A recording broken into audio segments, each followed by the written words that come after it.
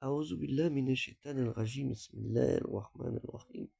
Assalamu alaikum. Je cherche la protection de Dieu contre le Satan, le lapidé. De par le nom de Dieu, tout clément et tout plein de miséricorde, que la paix soit sur vous. Je tiens à remercier tous ceux qui m'ont envoyé des messages de soutien et de bon rétablissement par rapport aux petits problèmes que j'ai eu d'asthme, une crise d'asthme assez importante, et dont il y a eu aussi quelques effets encore hier, mais c'est pas sur l'asthme, autre chose. Alhamdoulilah, wa shukrillah, ça va un peu mieux, mais on va dire que je suis en mode rétablissement. Je tiens à souligner, par rapport aux événements qui se passent, au conflit qu'on dit israélo-palestinien, où beaucoup de gens ont du mal à comprendre l'histoire de ce conflit qui a près de 100 ans, qui a commencé presque en 1922 et pas 1948, bien comme 148 fut l'explosion des sociétés. Je vous dirai une chose, il faut mettre un voile entre la haine et la paix, et que le voile de la paix, le drapeau de la paix, soit celui de la tolérance et du respect de tous dans les deux camps. Néanmoins, il y a un petit rappel, je suis en train de reprendre des notes, je vais essayer de revoir ça, Inch'Allah. Les juifs dans le monde arabe, on va dire plutôt dans cette région qui n'était pas arabe avant, où il y avait les berbères et autres, d'autres populations, où les juifs ont côtoyé jusqu'en 1948 ces populations, qu'elles soient du Maroc, d'Algérie, de Tunisie, de Libye, d'Égypte, de Syrie, d'Irak, d'Iran et d'Arabie, dont la dernière population en Arabie était de 600 juifs de la région du Najran, qui ont quitté pour cette région en 1949 et 1950, avec l'opération, je crois, tapis volant ou chose comme ça. Au revoir. Et ces populations juives qui étaient arabisantes, pas arabisées, mais arabisantes, ou arabisées, peut-être, ont partagé le pain et le sel. Le pain et le sel, qui était le symbole durable d'une amitié, de respect et d'hospitalité, où l'honneur passait avant tout. Malheureusement, ce pain et ce sel a pourri, je sais pas comment dire le mot, a perdu le sens, sa valeur, alors que ces populations du Maroc, d'Algérie, de Tunisie, de Libye, d'Égypte, qui étaient depuis moins 500 avant notre ère, sous le règne d'un pharaon de 21e ou 23e dynastie, cohabitaient, puisqu'ils étaient même engagés comme soldats, ou en Irak, qui était là depuis Nabucodonosor, ça veut dire à peu près dans la même période, et dans d'autres pays d'Arabie, du monde, de ce monde, ou en Arabie, on les retrouvait dans la région de Yatrib, ce qu'on appelle la région de Médine maintenant, et du Najran aussi, et d'ailleurs aussi. Donc il est un peu dommageable que voir que ceux qui ont partagé le pain et le sel il y a presque 100 ans en sont arrivés à ce stade de violence et de haine.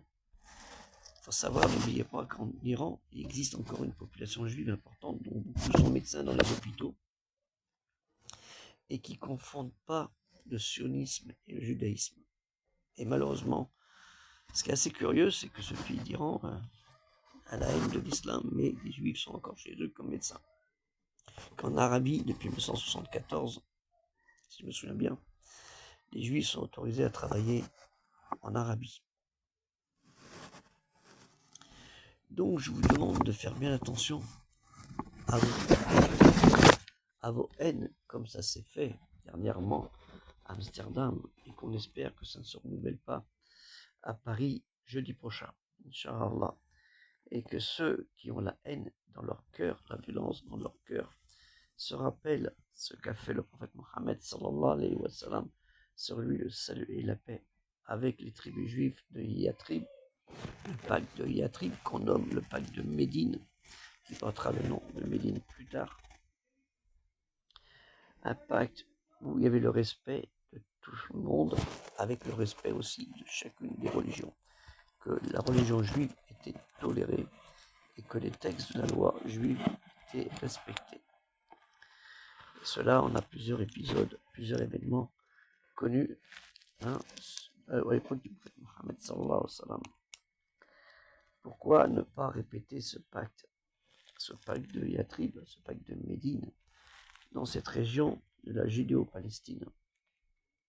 Ce serait peut-être une bonne chose, et je pense que c'est la meilleure des choses, de se souvenir ce qu'a fait le prophète Mohammed sallallahu alayhi wa sallam, sur lui, celui de la paix, avec la communauté des Juifs, où il y avait une bonne entente, et malheureusement, comme vous le savez, ça s'est mal passé à cause d'une des tribus juives qui a pactisé avec les Koresh, les polythéistes. Donc, réétudiez l'histoire, apprenez, parlez à vos parents, vos grands-parents, vos arrière-grands-parents, si vous avez. Le mieux, c'est de prendre des livres d'histoire sur vos pays, les Juifs au Maroc, les Juifs en Tunisie, les Juifs en Algérie, les Juifs en Libye, les Juifs en Syrie, les Juifs en Irak, les Juifs en Iran, les Juifs en Arabie, et bien ailleurs. On parle aussi des Juifs en Europe. Mais bon, ces Juifs européens ont une autre mentalité que ces Juifs arabisants. Ne confondez pas les Juifs de ces régions avec les Juifs d'Europe, ceux qui ont vécu en Europe, ceux qui sont exilés en Europe, et qui ont eu une mentalité qui, eux, sont les sionistes, une grande partie.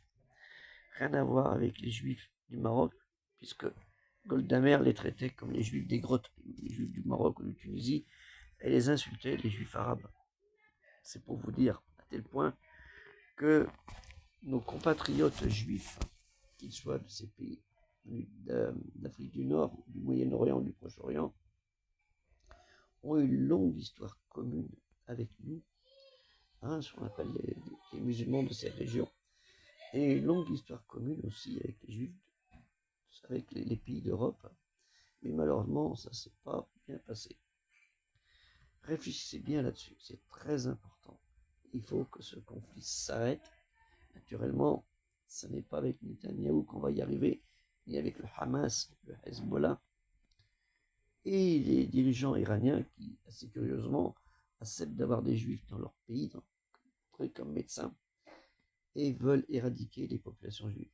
Assez curieux.